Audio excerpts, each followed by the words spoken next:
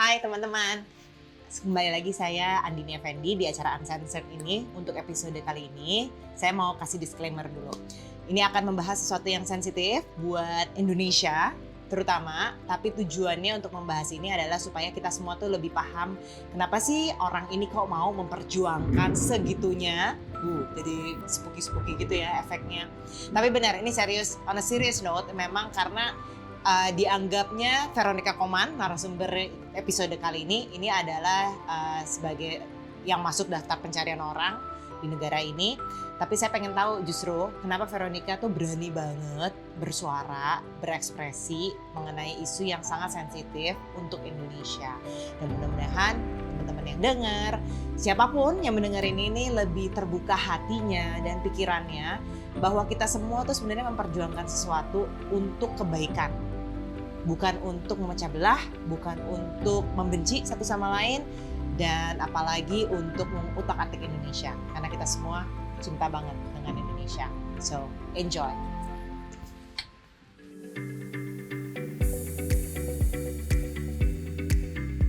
Dari, kecil itu gedenya di komunitas Tionghoa gitu, tapi Tionghoa yang, menengah ke bawah, Mhm. upbringing itu di wilayah Jelambar kan, itu gedenya di Jakarta itu kan yang menengah ke bawah. Jadi dan juga karena waktu itu pernah, pas Mei 98 itu daerahnya terdampak cukup heboh, jadi kayak memang dari kecil itu ada trauma dari keluarga, maksudku sekeluarga ada trauma. Ya. Jadi, dan sebelum 98 kan juga waktu itu zaman Soeharto itu kan kayak jadi pas kecil itu udah kayak, adalah intergenerational trauma kan terhadap Tionghoa itu. Jadi dari kecil itu aku kayak ibaratnya dikungkung banget tuh. Hmm. Kungkung atau kungkung? Dikungkung banget, jadi kayak pergaulannya ya sesama Tionghoa doang. Nah, kalau gitu ceritain lagi. Tadi kamu katanya masa kecil, jadi benar-benar di lingkungan Tionghoa, Jakarta Barat, Iya, ya kan ya, iya, Jelambar. Kemudian mulai keluarnya tuh mulai kapan? iya. Jadi mulai keluarnya itu ketika kuliah, Di kuliah di UPH dulu. juga kan Adik kelasnya UPH. Agnes Monica nih. Aku juga UPH loh. Oh ya? Oh, iya, Iya. iya, iya. Dulu aku, Fakultas Hukum UPH kan, terus jadi di situ mulai, bukan iya mulai ketemu kan dengan yang non Tionghoa, dan tapi sebenarnya sense of kayak social justice-ku tuh udah mulai dari SMA, cuma bener-bener nggak tahu itu namanya social justice aja itu aku nggak tahu saat itu. Cuman kayak ada memang ketika dengar berita segala macam itu kayak, ada amarah gitu. Nah, terus ketika akhirnya di UPH itu ketemu, ada satu dosen yang progresif. Nah, itu, satu geng sama Watchdog tuh. Oh, Nah, jadi dari situ mulai, mulai, lebih kayak berkembang lah gitu ya. ke yang memang social justice. Oke. Nah, tunggu. Berarti kalau aku tarik dikit, kamu kan tinggal di Jakarta pas tahun 98, berarti ada di Jakarta dong? Iya. Itu apa nggak, Iya. ada nggak ini memori kamu waktu peristiwa itu?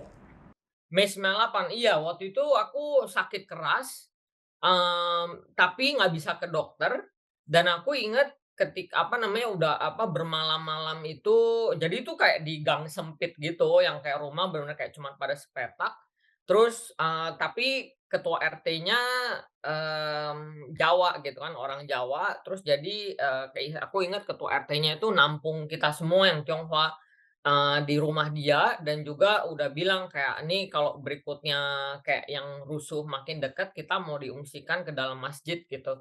Nah, jadi sebenarnya pengalaman itu di satu sisi kayak, oke ini kita Tionghoa targeted gitu, tapi ketika ada non-Tionghoa gitu ya, yang, orang Jawa yang juga melindungi kita gitu, ngebentengin, itu kayak bener-bener, say something gitu, kayak masih ada faith in humanity lah gitu. Mhm. Dari kamu, dari itu peristiwa 98 sampai akhirnya kamu ke UPH belajar tentang social justice, pernah nggak Mmm. ngerasa kamu tuh, yaitu, "Oh, gue ini golongan minoritas sebagai orang Tionghoa"? Iya banget, banget. Jadi, karena mungkin ketika proses gede gitu upbringing kayak aku cuman di lingkungan Tionghoa itu mungkin ortuku itu kayak bentuk proteksi ya. Nah, karena ketika aku udah mulai kuliah gitu, aku kayak bener-bener udah mulai merasakan, ada rasisme. Hmm. Nah, iya sebenarnya ketika gede gitu di jalan-jalan ya juga di catcall-nya juga banyak yang rasis sih. Cuman maksudku ketika, tapi UPH sebenarnya juga banyak banget sih Tionghoa, jadi kayak kayak nggak terlalu kayak sampai, rasis banget gimana, enggak. Cuman kayak jadinya ada dunia udah mulai apa, lebih lebih terbuka lah. Jadi teman-teman deketku itu semua yang orang non Tionghoa gitu kan. Waktu itu juga, mantan pacar juga non Tionghoa, kayak gitu-gitulah. Jadi kamu nggak pernah ngerasa diskriminasi yang kayak bilang, oh gue di treat sebagai apa ya, ini nggak berperi kemanusiaan nih gitu. Ada nggak pengalaman seperti itu? Sebenarnya yang sampai gitu banget sih nggak ada gitu.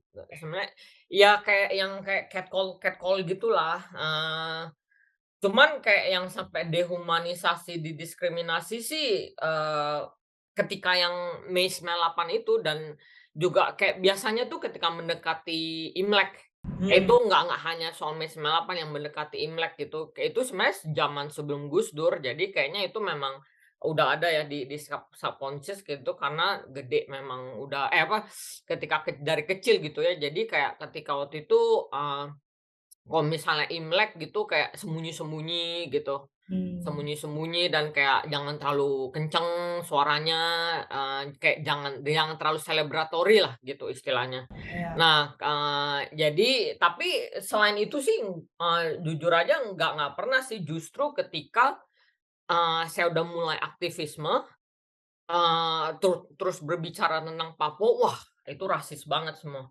Itu Oke. karena kalau misalnya aku lihat ya, yang waktu itu kan ada orang, Batak temenku Suryanta itu kan dia yang pernah kena makar tuh, orang non Papua pertama yang kena makar karena isu Papua. Jadi kalau aku lihat tuh serangan-serangan ke dia tuh ya udah serangan dia sebagai, gimana ya, tapi kalau yang serangan ke aku tuh selalu ada kayak, "Dasar Cina lu, emang udah ada gen pengkhianat pengkhianat udah ada di bawa-bawa ras," gitu. Jadi kayak, gila ini rasis banget. Jadi justru bukan karena aku udah punya pengalaman seperti apa ya, didiskriminasi kemudian aku jadi seperti ini, tapi justru ketika aku udah full on aktivisme baru merasakan yang kayak diskriminasi yang full on gitu. Wow. Oke. Nah itu aku mau tarik belakang dikit setelah lulus dari UPH, kemudian langsung gabung LBH. Tidak. Nah, jadi ketika setelah lulus UPH itu aku ke, ini, ke law firm korporat nomor satu di Indonesia, gajinya dolar. Oh. Karena Wow. waktu itu pergaulannya UPH, Mbak tahu Iya. dong pergaulan UPH gimana. Jadi itu yang kayak kalau namanya anak FH gitu kan, FH UPH maunya masuk ke law firm ini doang nih, kayak udah tuh, dunia tuh cuman law firm itu doang pikirannya. Jadi ya udah aku juga nggak ada referensi lain. Jadi aku apply, diterima, terus, ketika itu aku ditempatkan di divisi mining. Hmm.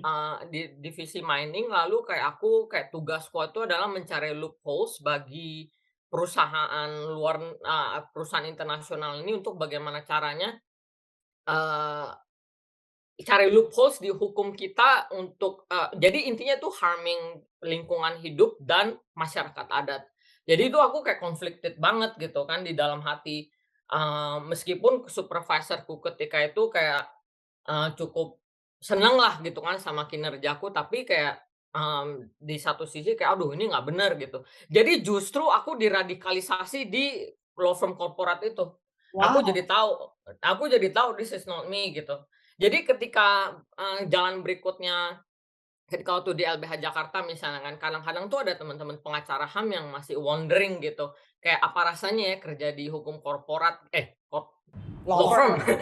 law Ya. firm gitu. Nah, tapi kalau aku tuh udah pernah, jadi aku nggak pernah lagi look back gitu, kayak karena gue udah pernah di situ, bahkan yang nomor satu di Indo, jadi kayak what's more to wonder. Nah, Padahal jadi gajinya gede, gajinya gede, terus jalurnya tuh kayaknya ya udah punya nama gitu kan. iya Tapi iya justru iya. itu membalikan kamu kayak this is not me. Iya, justru justru bikin aku radikal dan udah firm gitu, "Oke, this is not my world." Aku waktu itu pulang juga paling cepat jam 10 malam di law firm yang itu. Terus kemudian Terus langsung yang ke jalannya di BEJ, bayangin Mbak, Veronica Koman pakai heels tiap hari, tok tok tok tok, jalan di BEJ, kemudian, apa namanya, iya makan siangnya di Pacific Place, cia SCBD masa-masa banget lah gelap, Mbak. pokoknya. Iya. Iya, dari Jelambar ke SCBD, that's not too bad at all, you know? Iya, memang memang kena 3 in 1 lagi, ribet bener. Nah, terus kemudian akhirnya setelah kamu ngerasa, oke, this is not Iya me, baru itu iya. transisi ke LBH? Belum. Oh, Jadi belum itu juga? prosesnya cukup banyak karena kan aku anak Tionghoa yang nggak punya link sama sekali ke aktivisme. I Enggak. didn't know where to go, I didn't know anyone.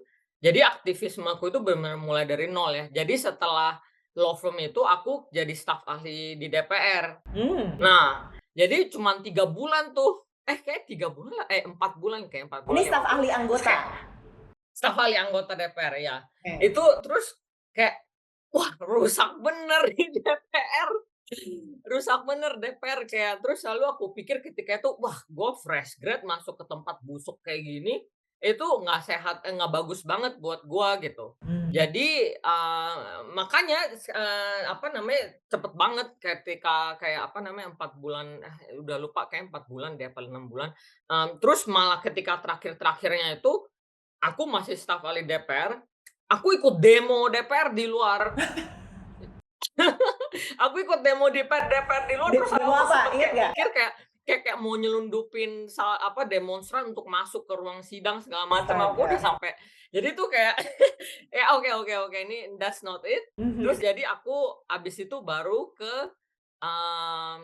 baru mulai cari, oh ada yang namanya NGO toh, gitu. Mmm. Gue baru kenal tuh non governmental organization karena dari pergaulan di DPR terus kan ada sebutkan soal LSM gitu, kayak LSM tuh apa sih gitu. Nah, terus lalu aku carinya waktu itu masih money oriented, gaji yang bagus di LSM mana nih?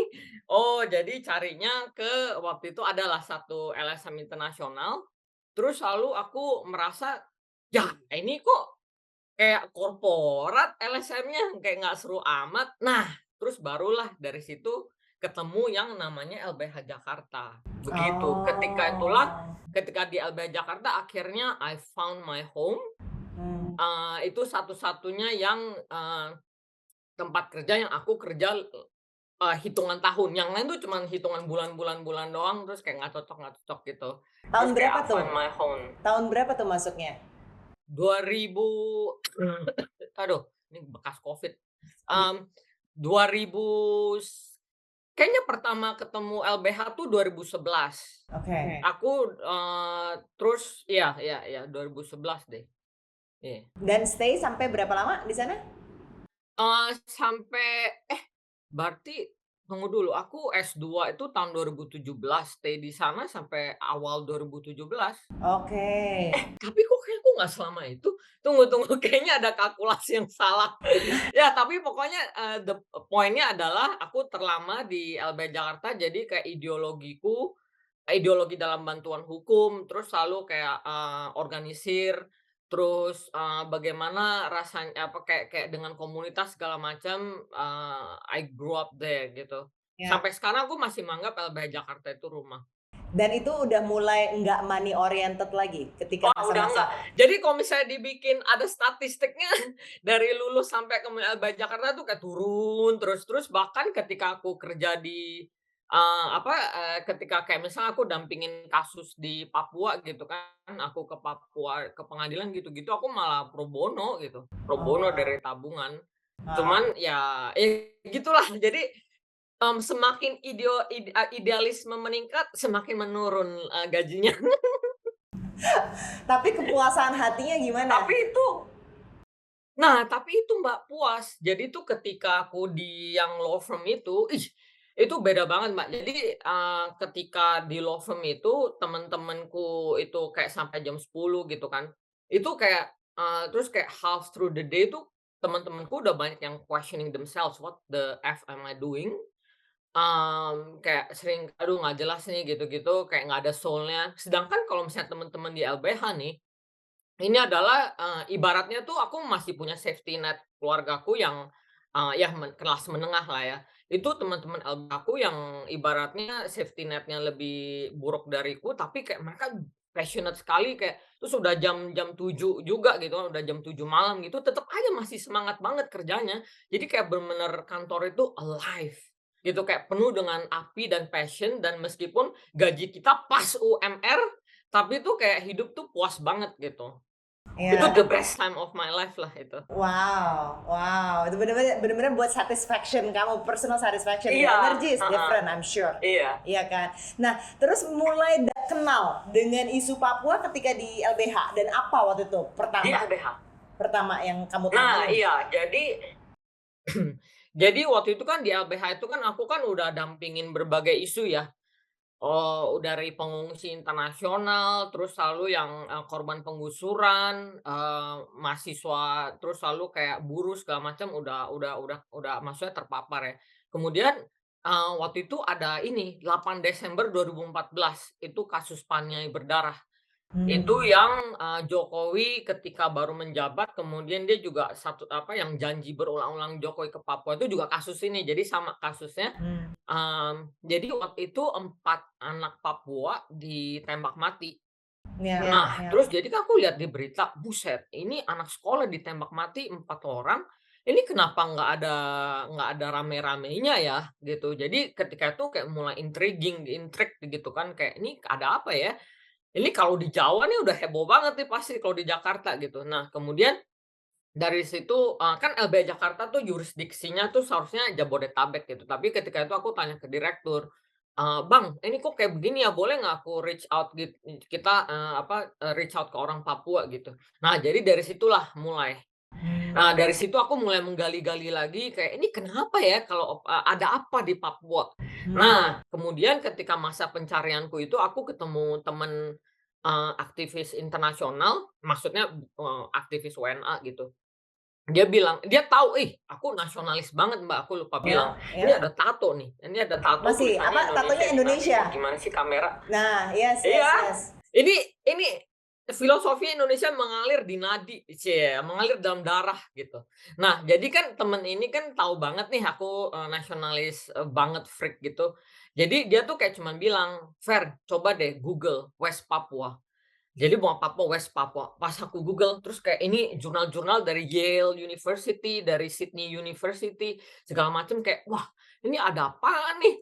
Nggak pernah dengar semua." Nah, makanya sampai sekarang aku mendedikasikan diri untuk, raising awareness ini ke sesama orang Indonesia, supaya kita tahu apa yang sebenarnya terjadi di Papua, begitu. Oke. Nah, kamu tapi udah pernah belum yang ke sana dan yang bener-bener dealing langsung nih dengan korban, apa, sampai kayaknya Mmm, ya kekeh, iya. gue mau perjuangkan ini? Iya, heeh, pernah. Jadi aku ke, Papua udah berkali-kali termasuk,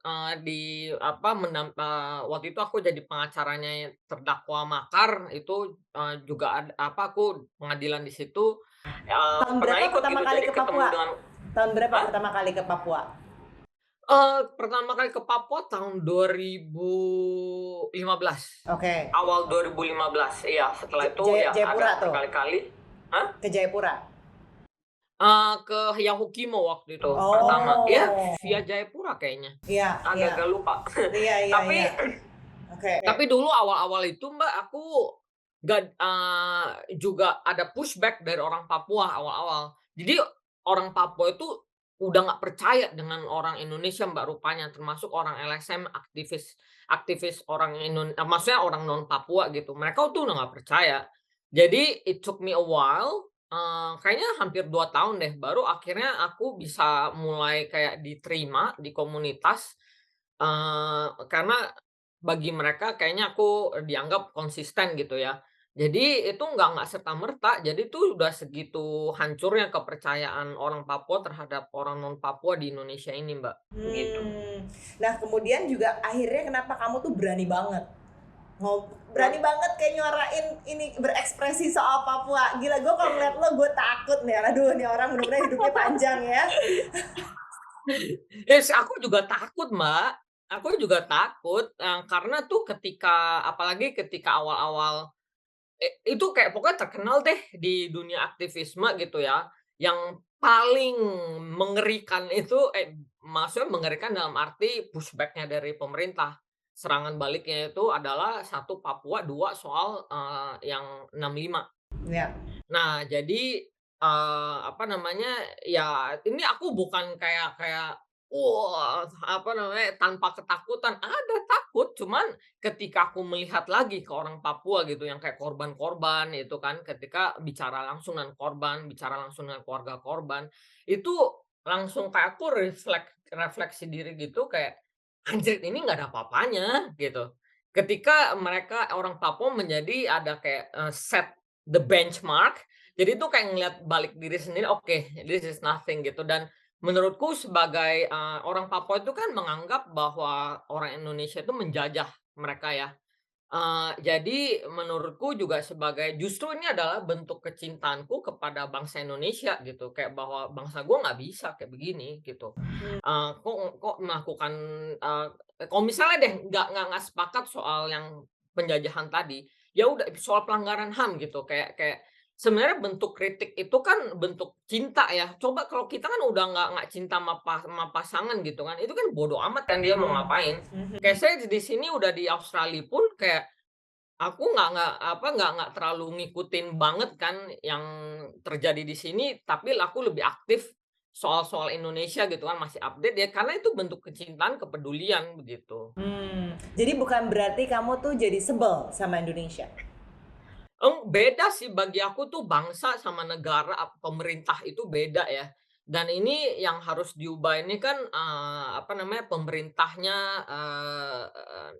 iya pemerintahnya gitu, beda lagi dengan bangsa kayak kayak misalnya aduh itu, yang ingin ngikutin Kanjuruhan itu, yang bola itu, aduh aku di sini juga sampai berkaca-kaca ikut lukanya gitu, ikut marahnya, ikut lukanya gitu. Jadi kayak, meskipun aku di sini tapi aku merasa hubungan batinku masih tetap tidak berubah gitu. Tetap Dan aku memang Indonesia? mau, ketika suatu saat aku pasti balik ke Indonesia gitu. Mmm, tap Tunggu tanggal mainnya, oke, tapi pasti balik. tapi kalau kamu sendiri pasti aku kalau ngeliat kan respon netizen lah, itu aja gua Ya. bacanya udah serem-serem. Kamu sendiri tuh pernah ngalamin apa, intimidasi, ancaman gitu nggak sih selama Oh, perjalanan tiap kamu ini? hari.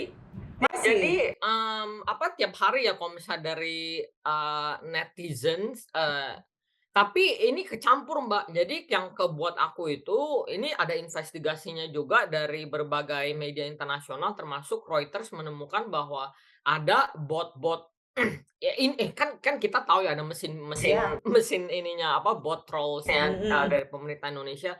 Nah sebelum itu semua kebuka, sebelum ada yang, itu semua tuh udah ada duluan untuk Papua, untuk isu Papua. Jadi tuh kalau misalnya, coba kalau ada yang pemirsa yang kurang kerjaan, Ah hah. coba seminggu sekali Google namaku, di sosial media atau di Google gitu kan, search namaku bagi yang kurang kerjaan, itu ada tuh poster-poster dan juga video-video propaganda, soal aku gitu. Jadi Ah, itu menurut investigasi Reuters itu di-funded oleh TNI. Nah, jadi selain netizen yang memang organik, yang memang benci dengan pengkhianat aku sebagai pengkhianat, tapi ini juga ada yang mesin gitu, ada yang mesin dan kadang aku lihat, mesin-mesin ini pakai poster-poster yang, mengarahkan opini dan pembunuhan karakter soalku. Kayak mmm, misalnya, yang paling terakhir aja yang aku baru lihat kemarin malam bahwa katanya aku tidak bicara apapun soal yang ada serangan ke pekerja sipil minggu lalu di Papua. Aku nge-tweet kok, gitu. Tapi poster ini banyak digunakan oleh yang kayak netizen lain gitu, yang mungkin terpancing oleh postingan bot tersebut gitu. Jadi ada pembentukan opini sistematis bahwa ya soal dan pembunuhan karakter soalku lah. Jadi campur gitu. oke. Tapi ini nggak men-stop kamu loh, aku lihat kamu tetep aja nge-tweet.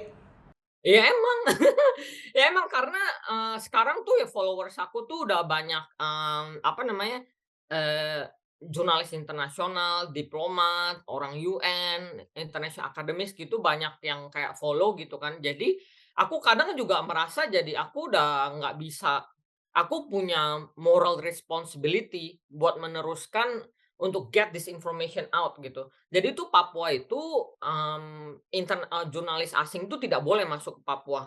Iya, iya.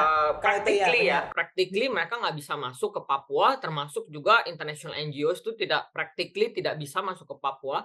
Jadi aku merasa punya moral obligation, dengan platform seperti itu untuk terus mengeluarkan berita itu gitu, Hmm. supaya orang luar tahu gitu. Karena ketika orang luar tidak tahu apa yang terjadi di Papua, itu yang pemerintah bisa makin semena-mena gitu, kan nggak ada yang tahu, ya udah bunuh-bunuh aja, terus tangkap-tangkap aja, terus toh nggak ada yang tahu gitu. Mhm, mhm. Fer, kamu kenapa menurut kamu ya, kamu tuh sangat amat ditakutin di Indonesia? Oleh pemerintahnya, kayaknya karena aku, advokasiku di UN deh. Hmm. Dan juga ini sudah, apa namanya, di laporan tahunan Sekjen PBB tahun lalu, juga tahun ini di Dewan HAM PBB itu spesifikasi kasusku bersama, 5 orang Papua lain itu disebut sebagai kayak, serangan balasan dari Republik Indonesia terhadap pembela HAM yang koordinasi dengan UN gitu. Hmm. Mmm, jadi kan Indonesia ini kan, ya, kayak iya, atas menurutku advokasi di UN dan juga kayaknya ini deh, karena aku semi berhasil, mmm, kan selama ini kan Papua ini kan kayak dikurung ya informasinya, tidak bisa keluar. Tapi kemudian aku membantu mengeluarkan informasi itu, yang mana itu merusak, eee, apa namanya, kurungan Indonesia selama puluhan tahun ini di Papua kan, Mhm. gitu. Jadi makanya orang luar mulai bisa dapat footage, bisa mulai dapat berita soal Papua gitu-gitu. Aku ngeliatnya kok kayak self determination nih jadi tabu Hmm, iya banget. itu juga. Itu juga pasti. Oh ya, itu thank you Mbak atas raise-nya itu. Jadi, dulu awal-awal ketika aku, di LBH Jakarta itu ketika awal-awal mulai masuk isu Papua, itu aku sebenarnya dipesan sama aktivis-aktivis senior, "Fer, kerja Papua itu harus dibedakan, tidak boleh bicara soal yang pelanggaran HAM dan yang, soal penentuan nasib sendiri," gitu. Ya aku iyain gitu kan. Tapi setelah 2 tahun gitu, kayak aku kerja intens soal Papua, kemudian diskusi dengan orang-orang Papua gitu, itu justru aku melihat persis karena, apa namanya, jadi tidak ada satupun HAM di Papua yang tidak terlanggar. Menurutku sebagai pengacara HAM ya. Dan ini semua tuh terlanggar karena HAM fundamentalnya, hak atas penentuan nasib sendiri dilanggar gitu. Dan, di Indonesia ini, saya bingung kenapa, apa namanya, padahal hak atas penentuan nasib sendiri itu kan ada di pembukaan konstitusi kita. Itu Mhm, luar biasa ya. mhm. Dan kalau misal hierarkinya di hukum HAM internasional, itu hak atas penentuan nasib sendiri itu adalah hak HAM yang paling sacred gitu, yang paling tidak bisa diganggu gugat. Ini kan HAM, sefundamental itu, tapi kenapa kita tabu tabu bicara soal itu gitu. Dan, hak atas penentuan nasib sendiri itu nggak berarti ujug-ujug merdeka gitu. Tapi, ini yang orang sering salah kira ya, bahwa kayak saya mau kayak Papua merdeka gitu. Saya mendukungnya tuh penentuan nasib sendiri, dalam arti kayak misalnya Eee, penentuan nasib sendiri itu ada eksternal, internal. Yang internal misalnya, kalau Otsus di Papua itu kan cuman hitam di atas putih, mainan Jakarta, mereka tidak betul ada otonomi khusus. Mereka tidak bisa mengatur diri sendiri, kayak misalnya bagaimana mereka mau mengembangkan infrastruktur kayak misalnya, Ya, dan kayak bagaimana mereka mau mengembangkan perekonomian, budaya, segala macam, itu semua tidak ada, padahal itu juga bagian dari penentuan nasib sendiri, ya. Tapi gitu Mbak. tapi ada nggak juga, ini kan kita ngelihat kemarin ada gubernur Papua yang udah ditetapin Iya, tersangka. Jadi memang iya, ada oknum-oknum di sana mhm, juga yang akhirnya ya nggak ngebikin Papua jadi maju. mmm. Kalau menurut kamu gimana? Iya. Nah, menurutku memang ya pasti ada seperti itu dan itu memang bagian dari desain Jakarta. Jadi sebenarnya ini udah pengetahuan umum di kalangan semua, pembela HAM Papua gitu kayak bahwa, pemberantasan korupsi di Papua itu ada politiknya. Itu, apa namanya, kalau bisa tuh jadi skripsi sendiri tuh. Itu jadi, ada memang kayak ada korupsinya tuh kayak ada pembiaran, tapi kemudian kalau siapa yang vokal bicara menentang Jakarta, nah baru tuh KPK turun. Nah jadi pada dasarnya ya saya dukung gitu ya, pribadi korupsi itu harus diberantas gitu, tapi jangan tebang pilih kayak begitu. Makanya kan di Papua memanas karena dianggap bahwa Jakarta sedang melakukan permainan itu gitu. Oke. Nah, kalau misalnya ini Fer, kamu pernah nggak dibujuk? Dibujuk dari siap pihak pemerintah lah gitu. Udahlah pulang, ayo kita duduk baik-baik. Ada nggak pernah ajakan bujukan itu? Enggak pernah.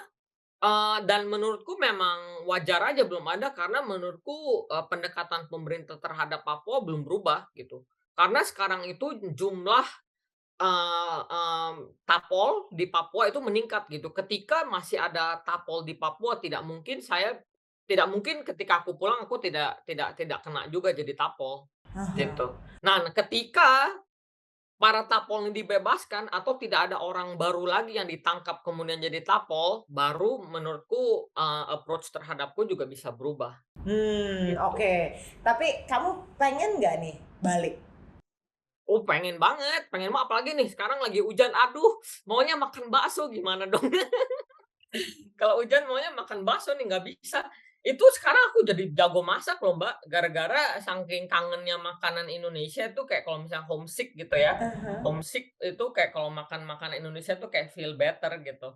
Jadi sekarang aku jago masak, Oh masak ya Indonesia. ampun, oke. Ini kayaknya kalau dari tangan kamu sih aku percaya enak sih. Kayaknya nih kalau gue lihat, sekarang lu Karena kayaknya mau udah nggak mau lebih sehat soalnya.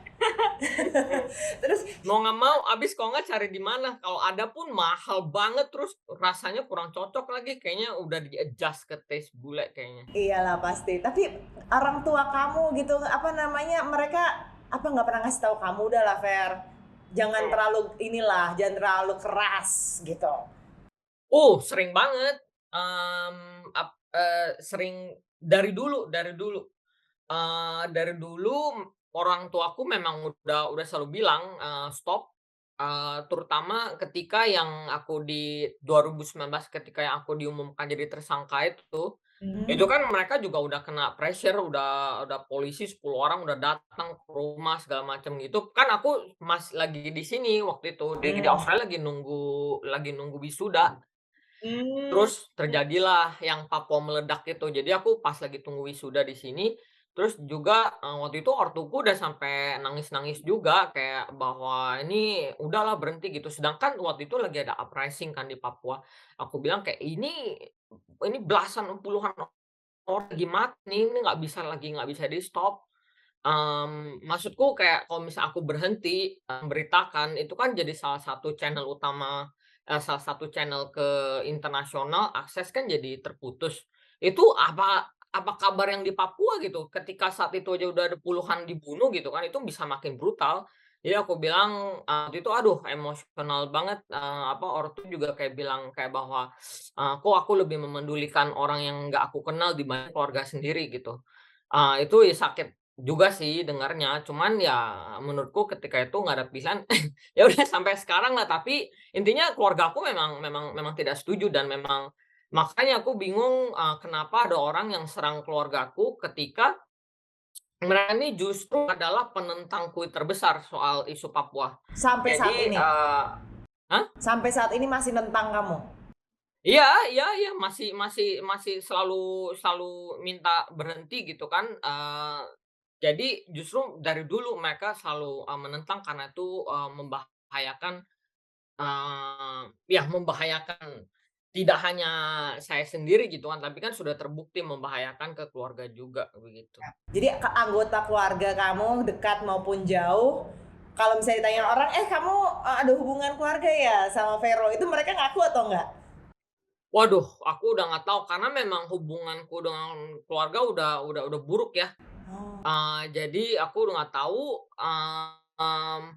iya, jadi aku nggak tahu deh sampai sampai segitunya. Wow, jadi bener-bener perjuangan Tapi kamu tuh sampai ada pengorbanannya juga ya, secara personal? oh iya, heeh, iya, heeh, banyak juga, kayak teman-teman gitu juga menghilang ada, Tapi biasanya teman-teman yang aku dari kecil gitu, dari SMA gitulah, dari SD itu ya masih masih temen gitu kan, karena, ada kaget iya, tapi tidak sedikit juga aku kehilangan temen yang apalagi yang memang udah kerja di pemerintahan, yang kayak gitu-gitu. Ya, ya. Jadi dari kamu S2 2017 sampai sekarang nggak pernah balik-balik lagi tuh?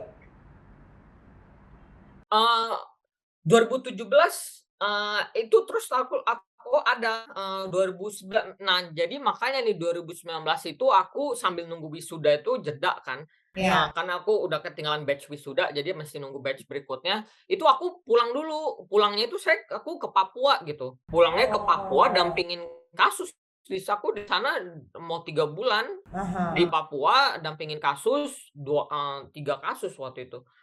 Kemudian baru balik lagi ke sini buat wisuda itu, kejadian uprising Papua. Nah, makanya yang waktu itu LPDP bilang bahwa aku, tidak memenuhi, apa namanya, kewajiban untuk pulang. Itu aku pulang itu. Cuma kan ke sini lagi buat wisuda Oh. terus lalu udah nggak bisa balik gitu. Iya, Waktu itu iya. aku bilang ke LPDP, kayak, oke, waktu kan aku udah membuktikan udah pulang dan bahkan aku pro bono di Papua dan yang 3 kasus nggak dibayar. Itu aku masyarakat mau bayar aku nggak terima, aku bilang, "Ini bangsa gue yang melakukan ini terhadap kalian, gue nggak bisa terima duit itu," gitu kan. Nah, terus, eee, tapi kemudian terus lalu aku bilang ke LPDP, "Oke, kalian bisa nggak menjamin bahwa bahwa aku bakal, apa namanya, keselamatanku kalau aku balik ke Indonesia saat ini, bisa ada yang jamin nggak tertulis? Termasuk soal nyawa nih, karena aku dapat ancaman ancaman pembunuhan dan juga ancaman perkosaan. Bisa nggak LPDP jamin itu?" Gitu. Tanpa ada, apa namanya, jawaban-jawaban gimana, cuman pokoknya kasih yang, apa, surat yang template kayak gitu yang bahwa tetap harus, balik yang kayak gitu-gitulah. Dan itu aku sempat ingat orang-orang Papua ngumpulin duit buat bayar LPDP Aduh kamu. aduh itu aku sampai nangis terharu, aduh aduh, Ingat nggak iya, tuh ya? Waktu itu aku kumpul berapa, ingat nggak tuh uangnya tuh? iya, dan iya iya itu memang memang terharu banget sih, Mbak, aduh. Tapi ketika di saat yang sama aku pikir kayak, "Aduh ini orang-orang yang jauh lebih susah dari gue," gitu kan. Tapi kalau gua nolak itu berarti gua nggak menghormati agensi mereka gitu. Oh. Jadi, demi menghormati agensi mereka yang sudah mengumpulkan apa adanya gitu kan, jadi ya terus lalu apa namanya, Kementerian Keuangan tutup lagi 1 hari pas mau dianterin, aduh kocak. Aduh itu kacau. Jadi sampai sekarang nggak pernah kebayar dong tuh ya LPDP-nya itu yang di mau di. Udah kebayar, udah lunas. Oh udah lunas? Udah lunas, Wow. transfer. Karena waktu itu pas antar ke Kemenq itu yang kemudian kantor LPDP tutup seharian rupanya, Kemenq tutup seharian rupanya didatengin orang Papua gitu kan. Tapi udah transfer gitu. Jadi maksudnya itu nyerahin itu simbolik karena waktu itu teman-teman Papua di Jakarta itu mau sekalian balikin bendera merah putih gitu. Karena mereka Oh. bilang kayak bahwa kok, terhadap orang yang membela HAM mereka aja sampai segitunya, udah kayak sekalian balikin bendera merah putih. Eee, Wow, oh my god, oh my tapi god. itu udah lunas, Mbak, udah ditransfer, udah selesai itu. Nih satu lagi juga yang aku penasaran banget nih, aku bilang nih orang nih berani banget. Aku inget banget ada tweet kamu yang ada foto ngenalin staff-staff khusus milenial. Terus rame di belakang siapa di belakangnya presiden, masih inget nggak tweet kamu itu? Terus Oh, kamu jawab oligarki. Aku bilang masya Allah nih orang cari mati bener-bener. Dan itu bilangnya di internet, gimana orang nggak, kan gampang banget benci orang ya di internet ya kan, iya mengundang iya iya. kebencian itu. Padahal aku Itu sebagai baca gini ya, gue paham maksudnya apa nggak secara harafiah gitu kan. iya Tapi iya kan iya. orang kan cepet gitu langsung, apalagi kalau Iya udah ada hubungannya sama pahlawan dan segala macam. iya. Itu yang menyebabkan kamu pengen langsung nge-tweet oligarki pada saat itu tuh apa, Fer? Itu sebenarnya itu aku, eee eee, bec aku tuh nggak pernah ke istana. Aku juga nggak pernah kayak spesifik ngelihat interior istana. Sumpah aku tuh nggak tahu itu tuh patung patung pahlawan gitu. Iya, Aku ngejagain kira istana. mah, ya pokoknya aku nggak dan terus selalu kan maksudnya aku tuh kan bercanda gitu kan, Karena kan orangnya sebenarnya emang tukang bercanda, ini cuman image-nya aja, makin banyak orang serius yang follow aku, jadi aku terpaksa harus makin serius nge-tweet-nya. Anyway, jadi waktu itu maksudnya kan ada sosok besar bayangan gelap gitu kan, jadi di Ya. belakang itu, jadi maksudku sosok gelap itu adalah oligarki. Aku nggak tahu sama sekali itu patung pahlawan gitu. Oh my god, iya Jenderal Sudirman loh dibilang oligarki, gue bilang gila nih orang. Pas aku tahu tuh Jenderal Sudirman juga, waduh mampus gue gitu. Maksudnya mau bercanda tapi jadi blunder gitu kan. Padahal kayak aku nge-tweet itu kayak bener-bener, nggak kayak nggak mikir panjang gitu. Iya iya, tapi itu ya, kamu kan berarti kayak ngusik banyak orang, termasuk kayak tadi kamu bilang sempat mau pulang, Panglima tiba-tiba di konvers ngomongin nama kamu. Berarti sebenarnya yang Iya. perhatian sama kamu nih orang-orang besar semua loh, nggak main-main nih orang-orang besar nih kita. Oke, aku Mhm. mesti jujur, terbesit nggak sedikit ada rasa bangga? Mmm, rasa iya iya, heeh. Iya bisa sih karena juga, aku juga berhasil mengubah LPDP menjadi lebih buruk. Soalnya katanya aku dikasih tahu, sekarang semenjak gara-gara kasusku itu katanya orang yang diinterview LPDP itu diinterview soal OPM dan juga kayak, salah satu interviewer itu sekarang katanya ada anggota intelijen gitu. Itu bener apa enggak tuh? Jadi kayak untuk, mencari kayak, mmm, iya, jadi maksudnya tapi di satu sisi juga aku, merasa ini yang baru jawaban beneran ya. Itu kadang waktu itu aku pernah dikasih tahu bahwa ada soal kasusku itu dibahas di, kelas. Hmm. Baik waktu aku pernah dikabarin baik itu kelas kuliah maupun kelas SMA kayak gituan tentang kasusku gitu. Nah jadi be it bad or good, setidaknya diskursus itu terjadi Ya. soal Papua. Karena kan yang membuat aku begitu passionate soal Papua ini kan kayak buat kayak apa, supaya yang selama ini disembunyikan satu narasi oleh pemerintah negara Indonesia soal Papua itu kan supaya terkuak gitu kan. Nah Hmm. ya udah sebenarnya diskursus itu sudah, terjadi di kelas-kelas di tempat, apa, institusi pendidikan gitu. Ya ya, itu is actually pencapaian juga loh, akhirnya bisa Mmm, seperti itu, iya kan? Mau iya. ininya. Nah, Meskipun harganya tinggi. nih sekarang kamu di Australia, hidup kamu tenang nggak sih, Fer, di sana? Hidup apa, sorry? Hidup kamu tenang nggak di sana? Oh, ya aku pada dasarnya, ya tenang-tenang aja sih, mmm, gimana ya jawabnya, sekarang aku terlibat sekali dengan, eee, ap jadi kan di Australia ini kan banyak sekali refugees ya, pengungsi Mhm. internasional dari mana-mana ada. Nah jadi aku banyak terlibat dengan, komunitas-komunitas ini, jadi kayak bener-bener horizon HAM-ku udah makin luas lagi gitu. Dan juga di Australia sini kan, tanahnya orang aboriginal dan mereka ini kan digenosida oleh orang kulit putih ini. Nah jadi kayak aku belajar banyak banget diskursus soal, hak masyarakat adat. Ya. Dan soal anti kolonialisme segala macam aku belajar banyak banget di sini dan aku banyak reflect balik ke bagaimana untuk, apa, untuk konteks Papua gitu. Oh, Jadi seru wow. sih, seru banget. Seru banget, tapi nggak ancaman intimidasi masih tetap ada? Terakhir itu aku jadi kan aku baru baru bulan lalu aku bawa, perwakilan komunitas Papua di sini untuk ke parlemennya Australia. Nah, jadi ketika itu di sosial mediaku itu kayak ada yang posting gitu kan jelas akun bot, tentang jadwalku ketika acara itu gitu, kayak bahkan aku makan malam di mana disebut. Oke. Jad itu tapi itu udah terbiasa Mbak dari dulu di Jakarta, apalagi pas aku di Papua tuh memang aku udah sering banget diikutin. Iya, jadi ketika malah nggak ada intimidasi dan ancaman, justru kamu di situ merasa khawatir? Hah? Oh, Malah khawatir nggak kalau enggak nggak ada juga apa-apa sih. anteng gitu?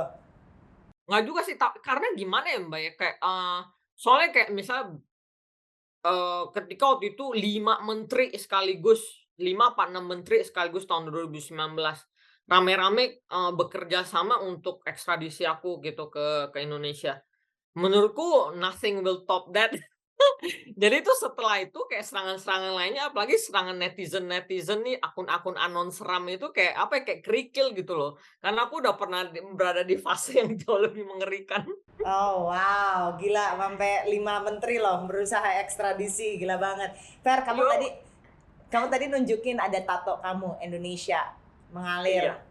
di nadi kamu. Sekarang ini masih mengalir nggak? Dan apakah masih NKRI harga mati? Sekarang ini aku udah masih mengalir iya, jelas. Tapi aku udah bukan NKRI harga mati, karena dulu itu ya sebelum aku tahu soal Papua dan, karena NKRI harga itu adalah yang membunuh orang Papua. Karena ideologi itulah yang orang Papua pada disiksa, pada ditangkap gitu. Jadi sebenarnya menurutku nasionalisme itu oke-oke aja, tapi jangan yang ultranasionalis. Menurutku NKRI harga mati itu ultranasionalis dan itu membunuh manusia gitu. Hmm. Mmm, jadi ya tapi kalau, aku masih, consider myself masih inilah, peduli pada Indonesia. Bangga jadi orang Indonesia? Bangga sih, bangga dengan kayak bahkan tuh ya, Mbak, ya, memang nih yang cinta itu memang tidak ada logika ya kalau katanya Agnes itu, karena tuh kadang ketika kalau lagi kangen gitu ya, kangen, homesick gitu, itu bahkan, Mbak, aku tuh bisa kangen kemacetan. Wow. Ini kayak aduh kayak hektiknya kayak mesti apa, ngegojek gitu kan di yang kayak, buru-buru, di kemacetan gitu, itu bisa loh Mbak jadi hal yang faktor yang dikangenin gitu. Oh wow, wow. Far, menurut Terus kamu sama gorengan gitu, aduh. gorengan pakai minyak jelantah jangan lupa itu. Iya, ini makanan di sini terlalu sehat. Fer, aku mau nanya, perjuangan kamu, menurut kamu nih, kalau kita bicara hari ini, per hari ini, Mmm, udah mulai terasa belum sih? Lu berjuang buat Papua, buat isu Papua. heeh. Menurutku sih udah mulai terasa ya, karena aku inget banget ketika tahun 2017 ya, aku inget itu udah di Aussie 2017, ketika aku, di Twitter gitu kan, ngasih wacana ya, narasi bahwa ada penjajahan di Papua. Wah, itu belum kayak meledak gitu kan, penyerangannya segala macam kan. Tapi tuh kalau dilihat-lihat sekarang, kayak bahwa itu bukan aku saja yang udah nge-tweet dan ketika orang kalau ngelihat tweet bahwa ada penjajahan di Papua, Indonesia menjajah Papua gitu, itu ya udah orang udah kayak itu udah bukan sesuatu yang jadi kayak kita sudah mulai proses untuk membahas itu, gitu. Jadi udah mulai terjadi diskursus dan honestly Iya. kalau nggak gara-gara kamu, aku juga nggak jadi aware sih sebenarnya. Jadi I Oh, thank you for aduh that. I really thank you for that. aduh, terima kasih And I really kembali. thank you for Tapi your time. iya, terima kasih juga Mbak, sudah diundang. Thank you banget. Tadi kamu ngomong apa? Tapi apa? Udah lupa. Oke, Vero, thank you so much. Mudah-mudahan ini makin jadi apa ya, orang-orang yang nonton terbuka pikirannya dan terbuka hatinya. Paling nggak setuju nggak setuju, tapi paling nggak mau menyimak supaya kita tahu kenapa kamu perjuangin ini banget. Hmm. Iya, semoga dan, mungkin pesanku kalau misalnya tidak, apa namanya, yang inilah soal pelanggaran HAM, kalau misalnya untuk soal politik itu masih jauh, tapi kan soal pelanggaran HAM, soal HAM itu kan memang, nilai universal ya. Ya, Jadi, tolong perjuangkan, situasi HAM di Papua, karena mereka tuh sudah menderita dari tahun 60-an, ya, begitu. ya. Siap. Thank you very much, Fer. Thank you banget. Mudah-mudahan one day Thank kita you. bisa makan bakso bareng di Aduh, Jakarta iya Mbak. tanpa ancaman Ini dan intimidasi. ini interviewnya fun banget kok, I really enjoyed it. I really enjoy your time tuh, beneran serius. Lo fun banget orangnya, Gemini soalnya kita cocok. Jokowi juga Gemini. Oke, Vero, thank you so much ya. Nih aku stop Oke. recording. Thank you Thank you. Recording banget. stopped. Thank you banget. Thank Bye. you, dadah.